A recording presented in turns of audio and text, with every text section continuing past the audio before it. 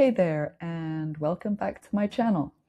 Today we'll be focusing on one of the most common questions aspiring authors have. Should you start by developing the plot or the characters? The dilemma is often this: I have a character I love, but no story. Or I have a really cool plot idea, but my characters feel flat. So let's talk about which one actually comes first and why the answer isn't entirely straightforward. So from my experience, the problem isn't knowing which one to choose. It's attempting to start with only one of these. I mean, a lot of writers are told that character is everything, that plot, while important, is not as important, that the story is just what happens to the characters. And there's some truth in that. Characters are how readers emotionally connect to a story. They're why we keep turning the pages. They're why we care about what happens next. Starting with a fully fleshed out character might look something like this. You have a person in your head, you know their personality, their voice, maybe their backstory, you know how they'd react in a room. You know what annoys them. You know what they want, at least on the surface. But then you sit down to write and nothing happens, because while characters can exist on their own, stories require pressure. A character without a plot is just a person having a very long day, and that's not going to make for the kind of story anyone is going to want to read. On the other hand, some writers are very plot-driven. They come up with a premise, a mystery, a quest, a disaster, a twist. They know the beginning, they know the ending.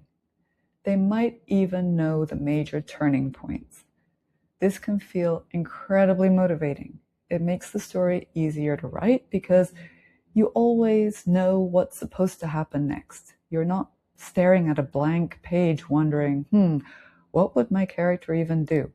But here's where the approach can break down. If the plot exists separately from the characters, it starts to feel mechanical. Characters make decisions because the plot needs them to, not because it makes sense for who they are. Trust me, I've fallen into this trap myself while writing my earliest novels, and I can tell you that readers are going to take note, since this is the kind of problem that makes the character lose credibility on the page. So, which comes first, character or plot? Well, here's what I think. The answer is actually neither.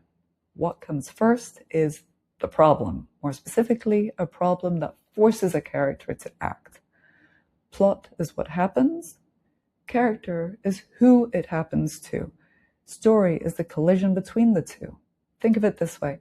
A plot without character is empty. A character without plot is static. But when you put the right character in the wrong situation, story happens. To make it easier, you can ask yourself the following questions. What situation would challenge this character the most? What problem forces them to make difficult choices? What do they want? And what stands in their way? As you can see, one is not separate from the other. However, developing both at the same time can be a bit overwhelming and confusing. So to help, here's a simple framework you can use to build both plot and character at once. This is the way I've done it for most of my books. It's not complicated. In fact, it's pretty straightforward and a huge help in terms of simplifying the essence of the story. You just have to start with these three things. A character with a clear want, a problem that directly threatens that want, and a cost if the character fails.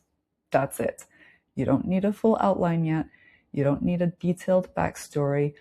You don't need to know every twist. You just need friction. From there, the plot will grow naturally based on the characters' decisions, and the characters will grow naturally from the consequences of those decisions. Now, why does this matter in terms of finishing a novel? Because this is where a lot of writers get stuck. They keep tweaking characters because the story isn't moving, or they keep adding plot events because the story feels empty, when oftentimes the real issue is that the character and the plot aren't actually connected yet. Once they are, momentum gets much easier. You're no longer asking, what should happen next? You're asking, what would this character do in this situation? And that question can carry an entire novel. So if you're still in the early stages of a project and things feel fuzzy, that's okay. You're not doing it wrong. Clarity usually comes through writing, not before it. As mentioned in my previous video, the goal isn't to get it perfect up front. The goal is to give yourself enough structure to keep going, and by focusing on your character's goal, the obstacles keeping them from that goal, and the problem they'll face if they don't accomplish their goal, you'll create a story that's bound to keep your reader engaged. Before we wrap up, if you found this helpful and you want more videos about plotting, characters, world building, and other writing related topics, please make sure you're subscribed. And I'd love to hear from you.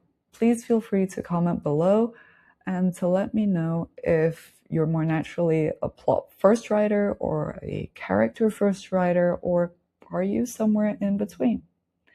You can also use this opportunity to suggest topics for upcoming videos and to ask questions. So just to clarify real quick, plot and character don't work in isolation. Story lives in the tension between who someone is and what they're forced to face. Get that relationship right, and the rest becomes much easier to figure out. Thank you so much for watching. I'll see you in the next video. Bye for now.